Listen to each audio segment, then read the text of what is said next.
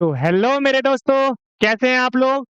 तो solution chapter पे अब दोबारा आ गए हैं और हम इस चैप्टर में अब पढ़ने वाले हैं सबसे इम्पोर्टेंट टॉपिक के बारे में, जो कि हर साल क्वेश्चन में आते हैं।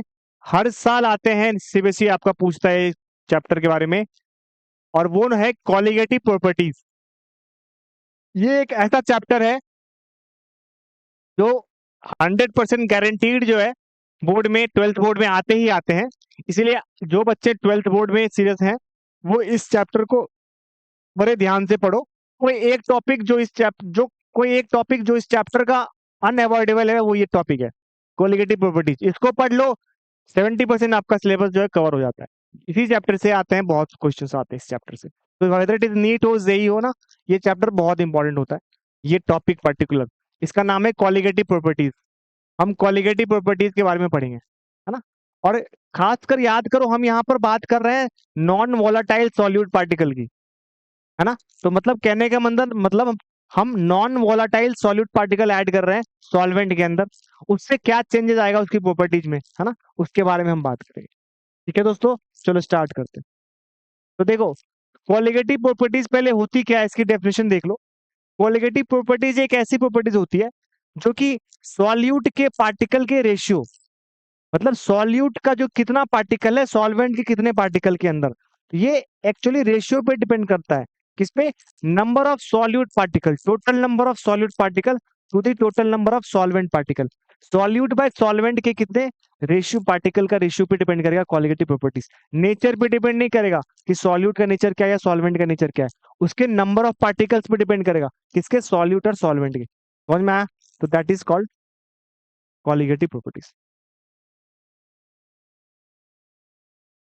हम इसमें से 5 कॉलिगेटिव प्रॉपर्टीज पढ़ते हैं। मैं आपको लिख देता हूँ क्या क्या कॉलिगेटिव प्रॉपर्टीज हम पढ़ने वाले हैं इस चैप्टर के अंदर।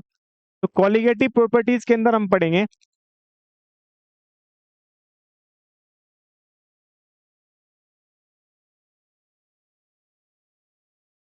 जो सबसे पहला है वो हम पढ़ेंगे relative lowering of vapour pressure.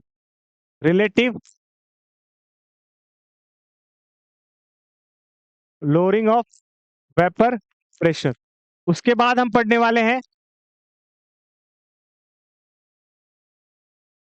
Elevation in boiling point.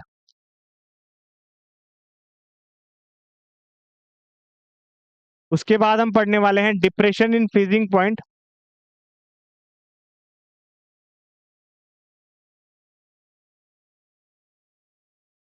और सबसे लास्ट में हम पढ़ने वाले हैं ऑस्मोटिक प्रेशर। ये 4 कॉलिगेटिव प्रॉपर्टीज हम पढ़ेंगे। तो मैंने आपको मेंशन कर दिया क्या क्या हम पढ़ने वाले हैं।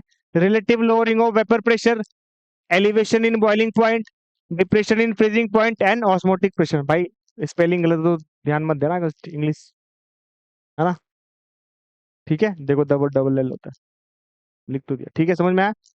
चलो, तो पहला जो है वो है relative lowering of vapour pressure. इसके बारे में हम पढ़ते हैं, है ना। और रॉल्स लॉ क्या, मतलब एक्चुअली ये रॉल्स लॉ से ही आया है, बट हम इसमें जब सॉल्यूट पार्टिकल डाल देंगे ना, नॉन वोलाटाइल सॉल्यूट जो कि वेपराइज नहीं हो सकता, उसकी वजह से क्या होता है ये हम देखने वाले हैं इसके अंदर। ठीक है, तो देखो क्या होता क्या है। हम जब एक नॉन वोलाटाइल सॉल्यूट को, है ना, हम नॉन वोलाटाइल सॉल्यूट को, ध्यान देना, हम नॉन वोलाटाइल सॉल्यूट को सॉल्वेंट के अंदर ऐड करेंगे तो वेपर प्रेशर जो सॉल्यूशन का होगा वो डिक्रीज कर जाएगा। This is called relative lowering of vapour pressure. समझो मैंने क्या बोला। मैंने ये बोला कि when we add a non volatile solute to a solvent, to a volatile solvent, है ना, then the vapour pressure of the solution decreases. This is called relative lowering of vapour pressure. ठीक है, तो देखो आप हुआ क्या कि मेरे पास सपोज करो इनिशियली जो था ना वो मेरे पास P1 था। ठीक है, अभी होता क्या है कंपाउंड के अंदर, मान लो सॉल्यूशन का प्रेशर मैं P1 मान के चलता हूं, है ना, मिक्स करने के बाद। और इनिशियली जब लिक्विड अकेला था तो इसका P01 था। तो लोअरिंग यानी वेपर प्रेशर कितना कम हुआ, तो जितना पहले था उससे कम होकर कितना हुआ? P1 हुआ। तो P01 minus P0, this is lowering of vapour pressure, है ना। Where P naught one is vapour pressure of pure solvent, ये क्या है भाई, प्योर सॉल्वेंट का वेपर प्रेशर है, और P one is vapour pressure of the solvent, तो ये कम हो गया अपना। ठीक है, ठीक है। रॉल्ट लॉ ने ये स्टैब्लिश किया था ना कि रिलेट कि lowering of vapour pressure depends only on the concentration of the solute particle से। तो देखो ये वाला, तो इससे हमारा क्या स्टैब्लिश हुआ, बट इसको मैं प्रूव करने वाला हूं बिकॉज ऐसे आपको समझ में नहीं आएगा।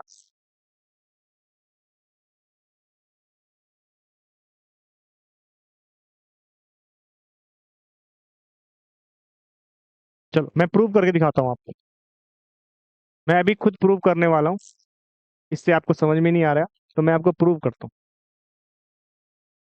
एक एक चीज प्रूव करने वाले हैं। मैं क्या बोल रहा हूँ कि मेरे पास सपोज करो एक सॉल्यूट है, नॉन वोलाटाइल सॉल्यूट ए है, और प्लस मेरे पास एक सॉल्वेंट है B, this is solute and this is solvent. मैंने सॉल्यूट को सॉल्वेंट में ऐड करा, ध्यान देना, ये नॉन वोलाटाइल है, नॉन वोलाटाइल। तो रॉट लॉ क्या कहता था भाई, P total is equal to P naught A into X A plus P naught B into X B होता था। ठीक है, यदि ये नॉन वोलाटाइल सॉल्यूट है तो इसका प्रेशर तो जीरो हो गया एक्स ए का, इसका मतलब क्या होगा, टोटल जो प्रेशर आएगा वो किस पे आएगा, P naught B into X B से आएगा। ठीक है, यानी ये पीटी में क्या लिख रहा हूं, सॉल्यूशन का प्रेशर लिख रहा हूं, किसका लिख रहा हूं, सॉल्यूशन का।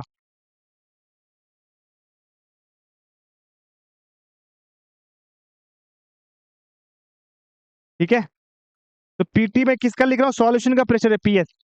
तो यानी कि मैं क्या बोल, अब इसको ध्यान से सुनना मेरे पास, यदि मैं बोलूं कि मेरे पास PS is equal to P naught B into X B, because इसका प्रेशर तो मैंने क्या लेके चला है, जीरो लेके चला है ना, तो क्या मैं इसको लिख सकता हूं, P naught B into one minus X A, बोल सकते हैं इसको। यहां से हम क्या लिख सकते हैं,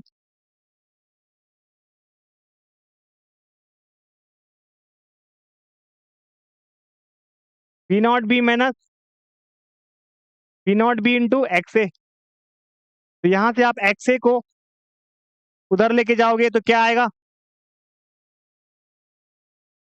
पी नॉट बी, देखो मैं आपके लिए सॉल्व करूं ताकि आपको समझ में आए, माइनस पी एस। तो यहां से हमारे पास क्या, देखो एक्स ए को आपने किधर ले गए, देखो एक्स ए की वैल्यू को इधर ले गए, ये एक्स ए है, ये एक्स ए की वैल्यू को इधर लेके आओ, जब ये देखो ये P S equal to this one था, यहाँ से आप इस एक्स ए की वैल्यू को इधर लेके जाओ तो क्या आ गया, P naught B minus P S आ गया। ये क्या अपना बचा, हमने क्या यहाँ पे है, मेरे पास ये है P naught B into x, ये वैल्यू, ये वैल्यू इधर लेके आओ, तो क्या बच गया, P naught B into P S. अब मैं क्या कर रहा हूं, यहां से क्या निकाल के ले आऊंगा, X A, that is mole fraction of the solute equal to P naught B minus P S by P naught B. ये आ गया यहां से रिजल्ट।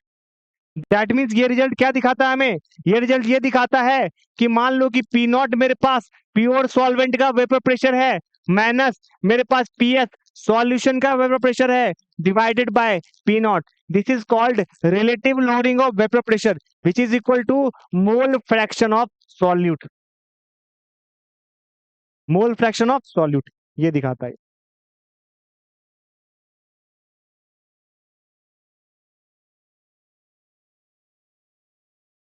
यही चीज केवल वहां पे लिखी हुई थी और ये मैंने आपको प्रूव करके दिखा दी क्यों होता है, कैसे होता है, यहाँ पर आपके सामने प्रूव कर दिया मैंने सब कुछ, है ना।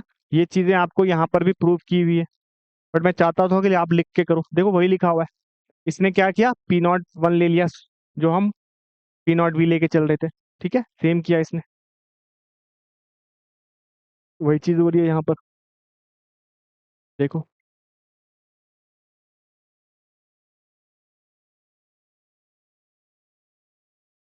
है ना,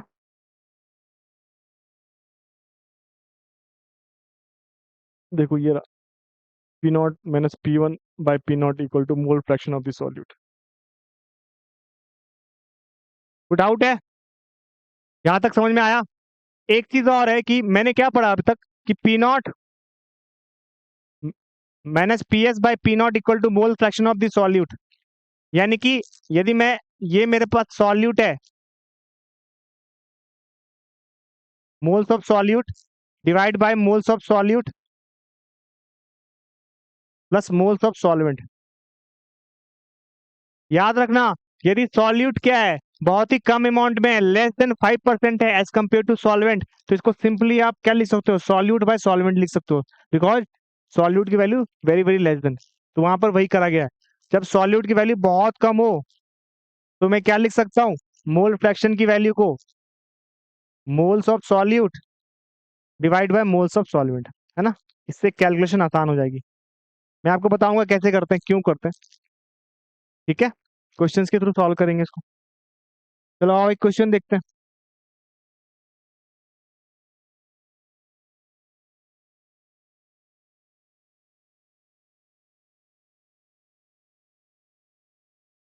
ये वही चीज है, बट इसको हम इस तरीके से लिखने के अलावा एक साथ सॉल्व करेंगे ना। रॉट लॉ की लिमिटेशंस क्या होती है ना। ये डाइल्यूट सॉल्यूशन के लिए एप्लीकेबल है, ये नॉन वोलेटाइल सॉल्यूशन के लिए, है ना। समझ में आया, ये लिमिटेशंस है ये, क्योंकि रॉट लॉ केवल इनके लिए एप्लीकेबल होता है। अब हम बात करते हैं कुछ एक दो क्वेश्चन देख लेते हैं। ये अच्छा क्वेश्चन है, ये क्वेश्चन करते हैं। The vapour pressure of the benzene at a certain temperature is 0.850 bar. The vapour pressure of benzene at a certain temperature is 0.850 बार। मतलब कि मेरे पास बेंजीन गिवन है, उसका वेपर प्रेशर गिवन है 0.850 बार। अ नॉन वोलाटाइल सॉल्यूट, पढ़ो, अ non volatile solute non electrolyte 0.5 ग्राम given है। when added to 39 gram of the benzene, the vapor pressure of the solution is 0.845 bar. Find the molar mass of the solid substance. ठीक है। देखो मैं हमेशा बोलता हूं कि फॉर्मूले से ज्यादा अच्छा है कि आप इसको समझो कि क्या क्या रहा है। तो कह रहा है वेपर प्रेशर ऑफ बेंजीन, मतलब कि मेरे पास सॉल्वेंट का वेपर प्रेशर गिवन है, कितना, 0.850। ठीक है। तो यानी कि मैंने क्या माना कि मेरे पास पी नॉट गिवन है, कितना, प्योर स्टेट में 0.850, और मैंने सॉल्यूट का वेट गिवन है 0.5 gram. When added to 39 gram of benzene, benzene का मास गिवन है कितना, 39 gram. The vapour pressure of the solution is 0.845, PS की वैल्यू गिवन है 0.845। फॉर्मूला याद करो दोस्तों, फॉर्मूला क्या लिखाया था मैंने, P naught minus P S by P naught equal to mole fraction of solute, यही फॉर्मूला बताया था। तो क्या होगा, यहां पर पी नॉट की वैल्यू कितनी दे रखी है दोस्तों, 0.850, और पीएच की वैल्यू कितनी गिवन है, 0.845 divided by P not. P not क्या नजर आ रहा है हमारा, 0.850। तो बताओ दोस्तों, इसको जब आप माइनस करोगे तो आंसर क्या आना चाहिए आपका, ठीक है। इनको माइनस करो, इसको माइनस करो, 0.005 आई बिलीव आना चाहिए आपका, ठीक है, डिवाइड बाय 0.850।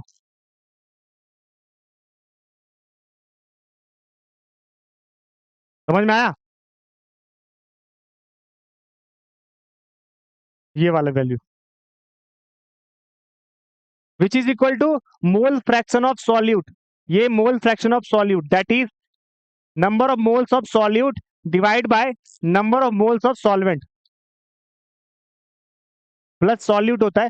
बट सिंस यहां पर क्या गिवन है, देखो क्वेश्चन को ध्यान से देखो, यहां पर क्वेश्चन है 0.5 ग्राम सॉल्यूट का और सॉल्वेंट का 39 ग्राम है, तो सॉल्यूट कितना कम है सॉल्वेंट के कंपैरिजन में। तो आप इस इक्वेशन में सॉल्यूट के मोल्स को 1 ले सकते हो या 0 मान के चल सकते हो, बहुत कम है ना। तो यानी कि number of moles of solute is very very very very very very less than solvent का मोल्स। उस केस में मोल फ्रैक्शन क्या हो जाएगा, सॉल्यूट बाय सॉल्वेंट, और सॉल्यूट क्या होता है, mass by molar mass.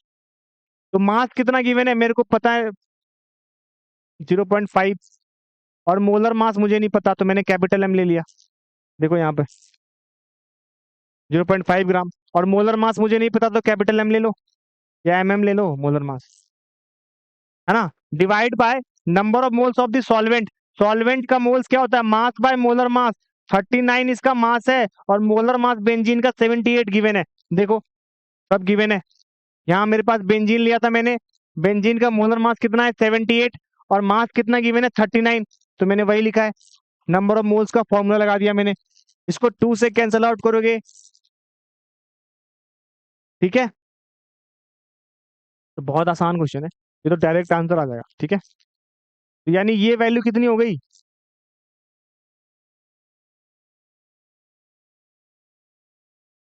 1 by molar मास हो गई ना, is equal to this one. तो ये डायरेक्ट आंसर आ जाएगा। This implies that 1 by molar mass is equal to 0.005 divide by 0.850।